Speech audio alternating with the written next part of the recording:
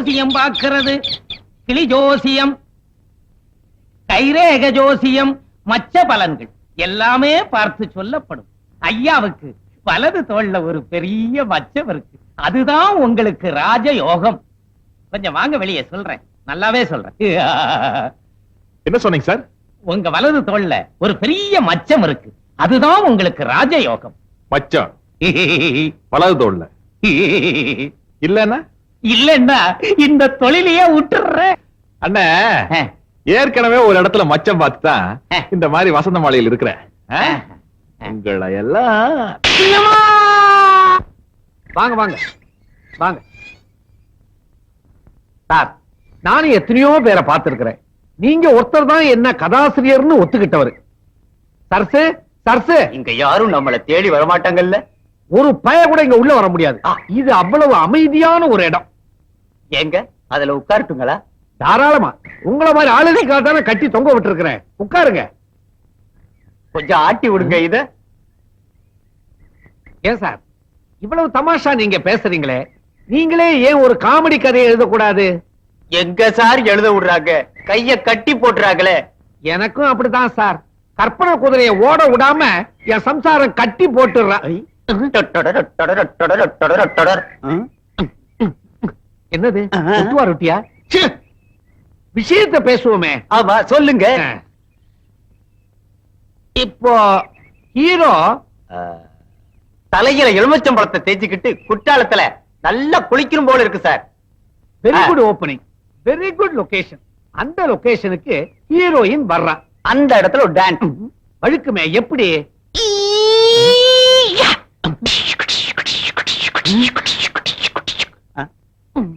நல்ல வேலை ரேப்பிங் சீனை சொல்லல. ஏன் சொல்லுங்களேன். அத நான் ஆபீஸ்ல வச்சு சொல்றேன். இப்போ உட்காருங்க. இந்தாங்க போன்விட்டா குடிங்க. ஐ ஆஹா, என்ன அடக்கம், என்ன அடக்கம். சாப்பிடுங்க. நீங்க இப்ப சாப்பிடுங்க, நான் அப்புறமா சாப்பிடுறேன்.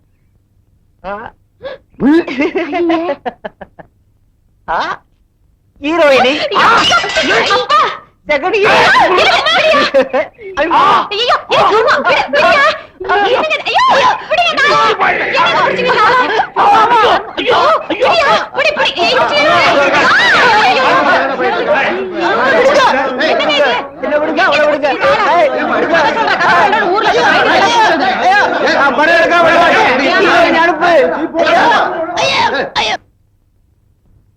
இது என்ன ஹெலிகாப்டரா?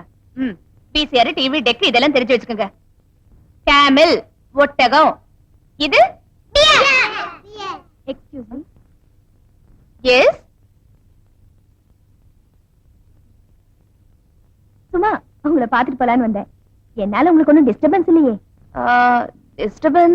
டிஸ்டர்பன்ஸ் தான். குழந்தைங்களுக்கு தானே பாடம் சொல்லி கொடுக்குறீங்க. குழந்தைங்களுக்கு தான், ஆனா ஒழுங்கா சொல்லி கொடுக்கலனா சம்பளம் தர மாட்டாங்களே. ஆமாமா, சாரி. ஈவினிங் வந்து மீட் பண்றேன். வந்துட்டீங்கல்ல, உட்காருங்க. ஏபிசிடி சொல்லி தரேன். எனக்கு வீட்ல ஒண்ணும் வேலை இல்ல.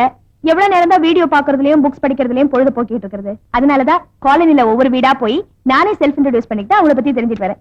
எனக்கு நிறைய வேலை இருக்கிறதுனால உங்களை எல்லாம் சந்திக்க முடியல. உன் பேரு? என் பேர் லதா. நல்ல பேரு. அப்புறம் டீச்சர்,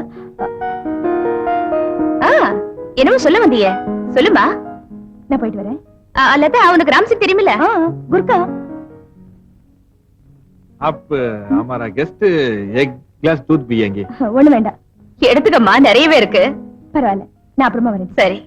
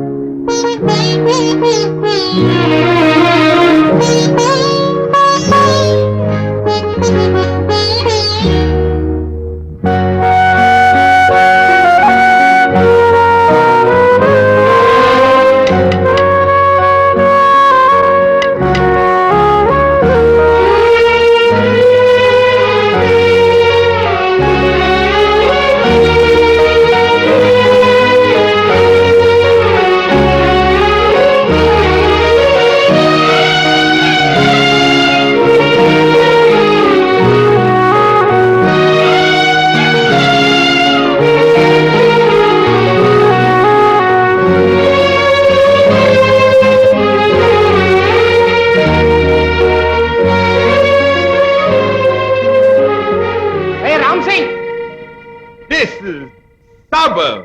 என்ன வேணும்? குச் नहीं சாப். என் வீட்டையே காவல் கத்த எப்படி? மத்த வீட்டையும் பாத்துக்கோ போ.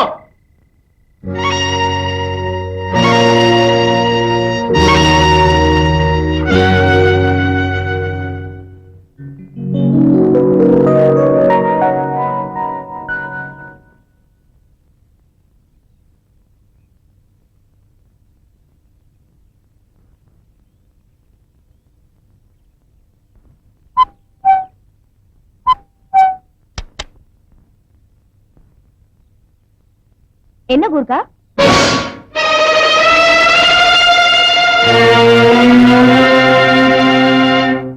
என்ன வேணும் ராம் சிங்?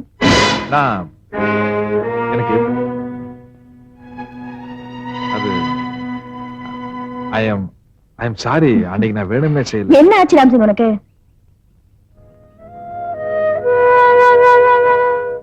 சொல்லு, உனக்கு என்ன வேணும்? என்ன நிஜமா உனக்கு தெரியலையா? ஏன் தெரியாது? நேத்து பார்த்தேன், இன்னைக்கு பாக்குறேன். அதுல நான் என்ன அட, பிரச்சனை என்னன்னு சொல்லு. சாப்பிட ஏதாவது வேணுமா? பணம் ஏதாவது வேணுமா?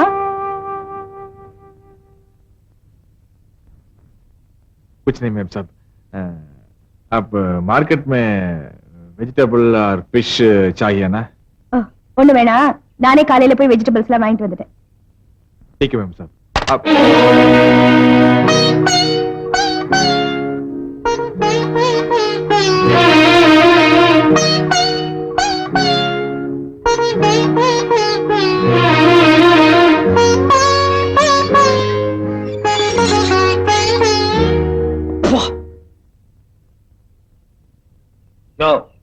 நீ நைட்ல காவல் காக்கிற கூர்க்கா, பகல்ல தூங்குறதே தப்பு, அதுலயும் தூங்கிக்கிட்டே நடக்கிறது அதை விட தப்பு. இது எதுல போய் முடியுமோ? साहब, हाँ हमको एक समसाई. இப்படி வா. நடு ரோட்ல வச்சு சமோசா கேக்குறியே, நான் என்ன பாக்கெட்ல வச்சுக்கிட்டு அலைஞ்சுக்கிட்டு இருக்கேன்? அக்கம் பக்கத்துல இருக்கிறவங்க என்ன பத்தி என்ன நினைப்பாங்க? வேணும்னா நான் எழுதின நாவல்ல உன்னை தரேன்.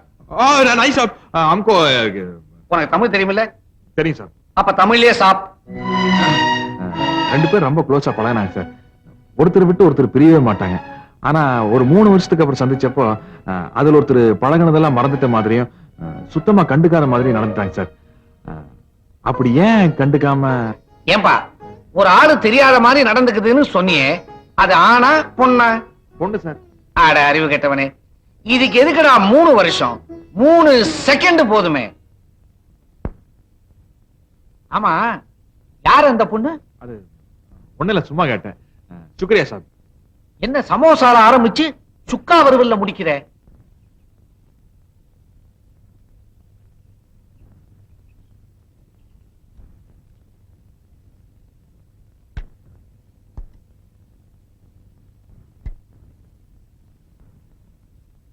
ஏ லட்சுமி, நம்ம சுப்பிரமணியத்துக்கு ஒரு லெட்டர் எழுதணும்னு சொன்னனே, ஞாபகப்படுத்தவே இல்லையே. எனக்கு எப்படிங்க தெரியும்? நீங்க எழுதி போட்டிருப்பீங்கன்னு நினைச்சேன். எங்க ஏகப்பட்ட பிரச்சனை, எல்லாமே மறந்து போச்சு. இப்ப அவன் என்ன நினைச்சிட்டு இருக்கானோ தெரியலையே. ஆமா, தம்பி எப்போ ஊர்ல இருந்து வருதான்? வருவான். நாம ஏதாவது தீர்மானமா சொன்னா நிச்சயமா சுப்பிரமணி வருவான்.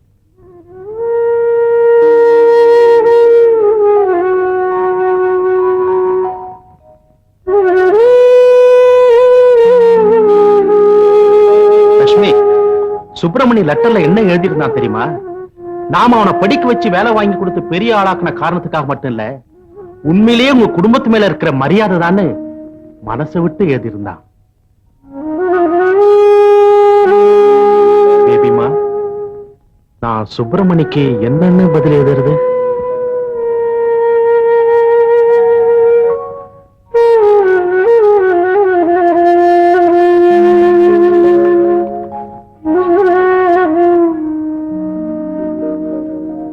பேபிமா, உன்னை நான் மறுபடியும் தொந்தரவு பண்றேன்னு நினைக்கிறியாமா? சரிம்மா, சுப்பிரமணிக்கு எதுவும் எழுதல. ஆனா அப்பா மனசுக்குள்ள கொஞ்சம் கஷ்டம் இருக்கத்தாமா செய்யுது.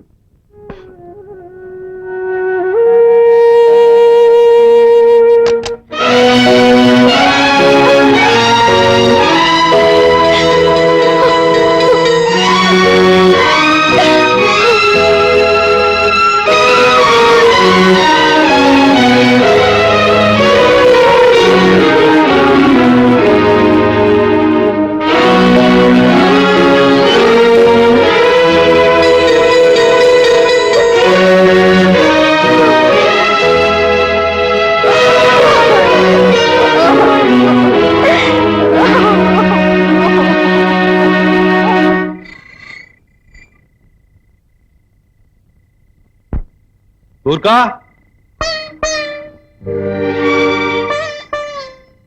துர்கா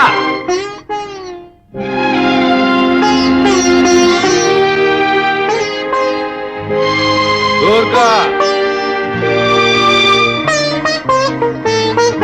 ஏய் துர்கா ஸ்டாப் நமஸ்தே சார் ராம் சிங் ஓய் எனக்கு ஒரு ஹாஃப் மைண்ட் வரியா ஏய் டோன்ட் மிஸ்டேக் மீ நான் உன்னை வேலைக்காரனா நினைக்கல அடக்க முடியல சார் இப்பவே நீங்க ஓவர் தான் பத்துலயே ப்ளீஸ் உங்க மேல ஒரு பிரியத்துல சொல்றேன் சார் என் பொண்டாட்டியை விட நீ என் மேல பிரியமா இருந்துருவியா அது ஒரு பெரிய கதை ஓகே தேங்க்யூ சார் இந்த நிலைமையில் நீங்க போக வேண்டாம் சார் நானே போய் வாங்கிட்டு வந்துடுறேன் ராம் சிங் என் மேல யாரு பரிதாபப்பட்டாலும் எனக்கு பிடிக்காது நான் என் பொண்டாட்டிய மறக்கிறதுக்காக குடிக்கிறேன்னு நினைச்சியா நோ நான் என் பொண்டாட்டிய மறக்கணுங்கிறதுக்காக குடிக்கல என் பொண்டாட்டிய தினம் நினைச்சுக்கிட்டே இருக்கணுங்கிறதுக்காக தான் குடிக்கிறேன் என் தேவி எங்க வேணா இருக்கட்டும் எப்படி வேணா இருக்கட்டும் யார் கூட வேணா இருக்கட்டும் Ram Singh I don't care அவனுக்கெல்லாம் அவ உடம்பு மேலதான் ஆசை ஆனா நான் அவ மனச புரிஞ்சுக்கிட்டு அவ இஷ்டப்பட்டவன் கூடிய சந்தோஷமா அனுப்பிச்சு வச்ச okay Ram Singh don't worry அவ வேணா என்ன மறந்துட்டு போயிருக்கலாம் ஆனா அவ என்னோட வாழ்ந்த நாட்கள் மட்டும் அவ வேணா என்ன மறந்துட்டு போயிருக்கலாம் ஆனா அவ என்னோட வாழ்ந்த நாட்கள் மட்டும் போய் இல்லையே